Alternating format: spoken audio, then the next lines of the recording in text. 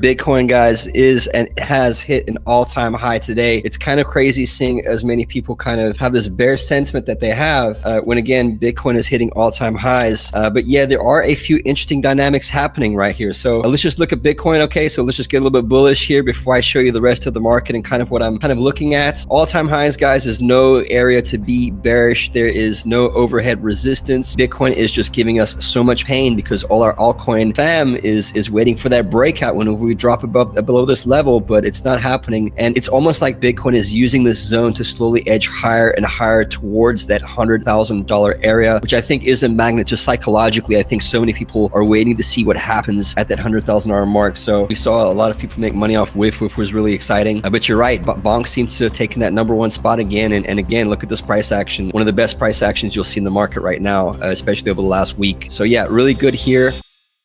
Bitcoin's dominance is soaring, and altcoins are on the brink of a breakout. But with the market dynamics shifting rapidly, there's a high-stakes game unfolding that could lead to massive gains. With John Wick of the show Trading Alpha, we dive into the latest setups and market signals you can't afford to miss.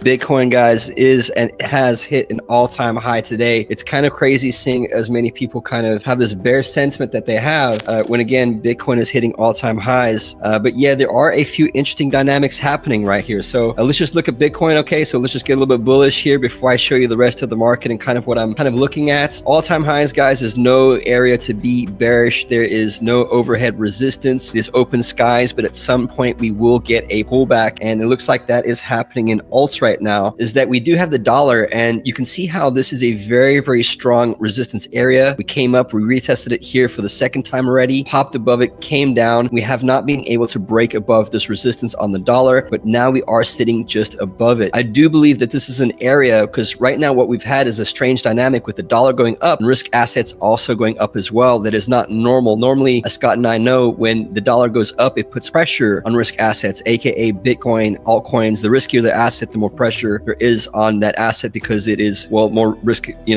adverse, right? So we have the dollar just popping up above resistance, and I think that's also putting a lot of pressure on the market. I do believe that Bitcoin might even be down as well. However, we also have that backdrop news about the ETF options, right? That came out as well. So I think it's just a strange dynamic. We do have earnings on Nvidia, and Nvidia has been a leading almost indicator on at least tech stocks in the market, and we always know how much tech can be correlated to crypto because it's both a risk on assets. So yeah, a lot of dynamics moving, Scott, here, but I think the larger picture is we got to focus on Bitcoin and realize that we are still in a bull market, liquidity is still coming through, and we are at all-time highs, right? That kind of delineates a lot of this stuff, but temporarily I think we're going to see some headwinds until that dollar kind of corrects. And of course, we see what Nvidia does tonight. I think will be a big key signal for the rest of the week.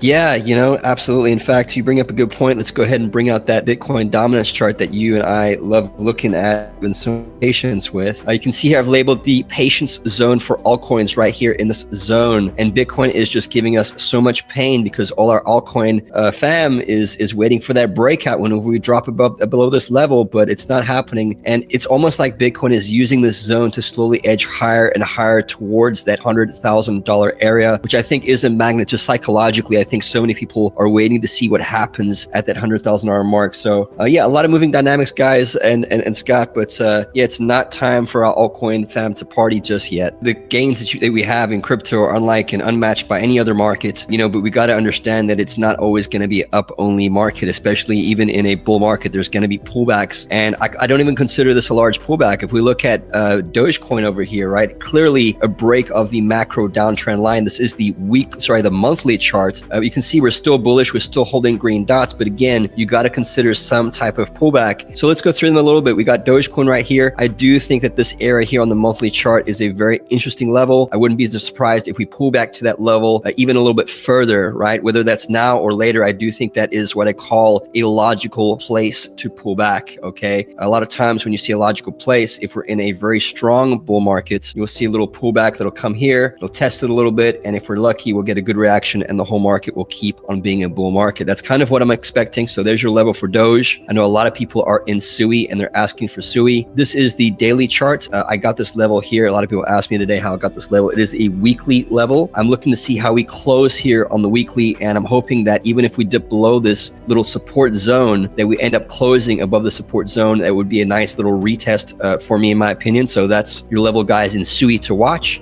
Also, make sure that if you're playing SUI and you do have our indicators, you're on the daily chart or the weekly, and you do see a parabolic advance, guys, that means when the price action is just kind of shooting up like a rocket, like all the memes say, right? This is your parabolic advance. There's no better way to manage these positions than simply just watch the green dots and wait for them to disappear before you consider managing the position, because it does give you the earliest signal on the trend. So that, in collaboration with support zones, is a very good way to go about things. We would call this a stage 3 basing pattern if we did lose green dots. Again, a good area to be cautious if you are either a short or mid-term trader, okay?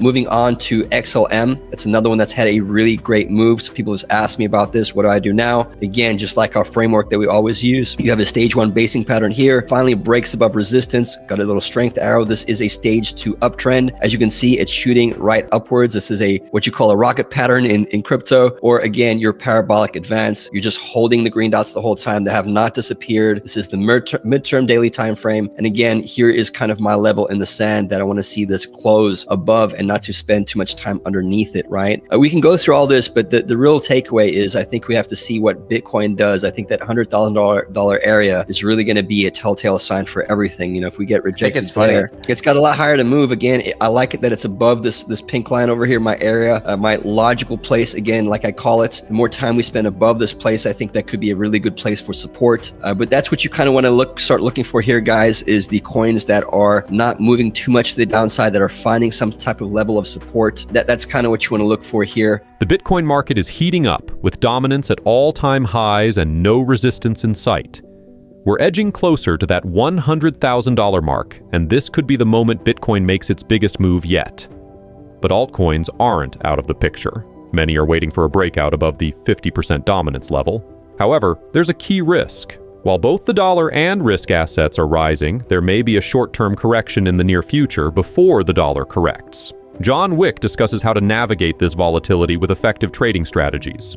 Focus on key support zones and use the green dot indicators for altcoin positions. These signals are crucial for managing parabolic advances and avoiding market traps. For meme stocks like GameStop, don't forget to trade on shorter time frames like the 6-hour chart to capture high probability setups. Moving on to H-bar is another one here people ask me about. Here in your stage 1 basing sideways pattern, you have a hard time breaking into stage 2. Finally, we're breaking into stage 2, and there you go. We do a little bit of support bounce, and we're off to the races. Here is your parabolic advance, green dots the whole time. We have now lost green dots, but this is on the 4-hour time frame, and rightfully so, guys. If you're trading a lower cap coin, I do like watching the lower time frames to kind of trade those, because they move so fast and so violently, okay? And again, yes, we have lost green dots here on H-bar. Whoever asked me for that, we're starting to even test above and below the track line. This is a stage 3 kind of weakening. So if you are an H-bar, you know, if it was up to me, I'd consider doing some management, especially if you've caught this beautiful stage 2. Moving on to Bonk, another meme coin that everyone seems to be making money on this cycle. If you're on the daily chart, Bonk is still looking good. Again, here's your stage 1 basing pattern, sideways. You go below and above the track line. We teach this in Discord. This is how you identify a stage 1 and stage 3. You're supposed to have green and red dots. We call it like a Christmas tree. But once it breaks out of that resistance and it goes parabolic, we're simply just watching the green dots. And for now, you know, Bonk, it's so funny talking about meme coins like this, but for now, Bonk is actually looking pretty strong compared to the rest of the market. It doesn't look bad at all. For those of you that ask me what selling a put is, when you usually buy a put, you either buy a call or put. You buy a call, it's a long position. You buy a put option, it's a hedging position, a short position. Now, when you sell these, it's the opposite. So selling a put option is, if you guys want to go look this up, it's the synthetic equivalent of selling a covered call. It's actually, if I'm wrong, I have to buy that Bitcoin back.